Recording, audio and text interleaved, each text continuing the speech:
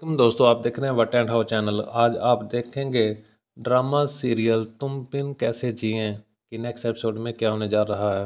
ज़ारा को जैसे मालूम पड़ा कि माहम के होने वाले ससुराल वालों को ये बात मालूम नहीं कि माहम पहले से तलाक याफ्ता है। इसलिए तो वो मम्मी जान को कहने लगती है तो कहने लगी ये बात बहुत गलत है, रिश्ता करने से पहले सब कुछ साफ साफ बता देना चाहिए वरना बाद में रिश्तों में दरारें पड़ जाती हैं। ऐसे में फरीदा बेगम को लगा कि ज़ारा बिल्कुल ठीक कह रही है।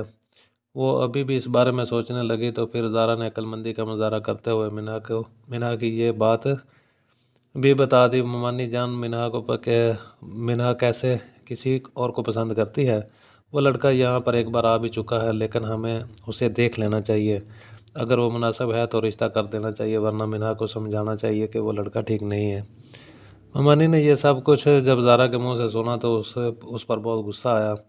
मीना को कमरे में बुलाया और एक ज़ोरदार थप्पड़ मारा। ये तुम क्या करती फिरती हो? खबरदार आइंदा तू इस लड़के से मिली तो मुझसे बुरा कोई नहीं होगा। मीना तो रोने लगी और सारा ने भी ये एक्सपेक्ट नहीं किया था कि इस तरह से ममानी जान मीना को मारेंगी। इसीलिए तो वो मिनहा को पकड़ कर उसे तसल्ली देने की कोशिश करती है, लेकिन मिनहा ज़ारा से बदगुमान हो चुकी है। ये तो उसको झटकते हुए यहाँ से चली गई। अब ज़ारा परेशान है कि वो मिनहा की बदगुमानी कैसे दूर करे। मिनहा अपने कमरे में जाकर ज़ारा को तर रोती है, जिसकी वजह से माहम को बहुत अच्छा लगा और उसे मौका मिल गया कि मिनहा को ज़ारा से मज़ीद बदगुमान करने का। अब माहम अपनी बहन से कहने लगी, देखा तुमने उसे राज बताया, हालांकि मैं तुम्हारी बहन थी, तुमने मुझे कुछ नहीं बताया। अब तुम समझ चुकी हो ना कि ज़ारा हमारी खुशियों से जलती है। वो तो गैर है, उसे बताने की सब कुछ बताने की क्या ज़रूरत थी। आज इतना हंगामा तो ना होता। अगर तुमने मुझ पर यकीन किया होता तो अब मिनहा को वाकई लगा कि माहम बिल्कुल ठीक कह रही है। इसलिए वो अब माहम के साथ मिल जाएगी और ज़ारा को इस घर से निकालने में लग जाएगी। दूसरी तरफ माहीन ने जो डोली को थप्पड़ मारा था वो मामला अभी तक ठंडा नहीं हुआ, बल्कि अब तो सारी बात बड़ों में आ चुकी है।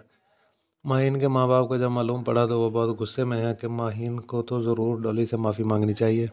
अब माहीन की माँ बाप के अलावा डोली की माँ को भी तो पता चल गया और फिर साद तो बहुत गुस्से में है।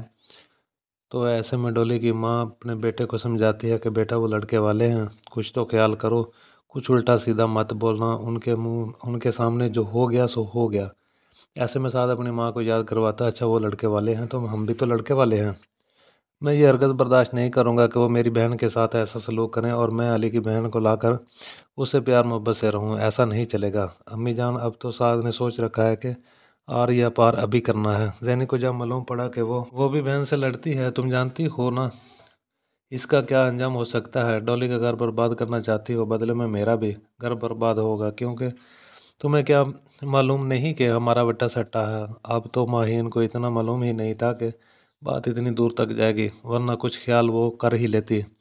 साथ जो कि बहन की बेइज्जती की वजह से बहुत परेशान है, गुस्से में है, इसलिए वो जैनी से मिलता है और फिर उसे दो टोक कह देता है कि रिश्ता नहीं चल सकता। मैं इस मंगनी को तोड़ना चाहता हूँ। जहाँ मेरी बहन की इज्जत नहीं वहाँ मैं शादी नहीं कर सकता। इस घर में मैं नहीं दूल्हा बनकर जाऊँगा, इसलिए तुम हमारी मंगनी को ख़त्म ही समझो। जैनी तो बुरी तरह से टूट जाती है। सास से बात करने की कोशिश करती है, उसे समझाने की कोशिश करती है, लेकिन साद उस वक्त इतना गुस्से में है कि किसी की बात सुनने के लिए भी तैयार नहीं था। लेकिन फिर वक्त गुजरने के साथ साथ वो समझ जाएगा और अपनी मंगनी को वापस बहाल करेगा। लेकिन आखिरकार ये मंगनी तो टूटनी ही है, क्योंकि जब सारा अपने मैके वापस आ जाएगी तो तब जैनी खुद ही साद से बदगुमान हो जाएगी और बदगुमानियाँ इतनी भर जाएंगी कि साद उस मंगनी को तोड़ ही देगा। मज़ीद अपडेट्स के देखने के लिए हमारे चैनल को सब्सक्राइब कीजिए, ये वीडियो को लाइक कीजिए और अपने दोस्तों के साथ शेयर कीजिए। अपना ख्याल रखिएगा। अल्लाह हाफिज़।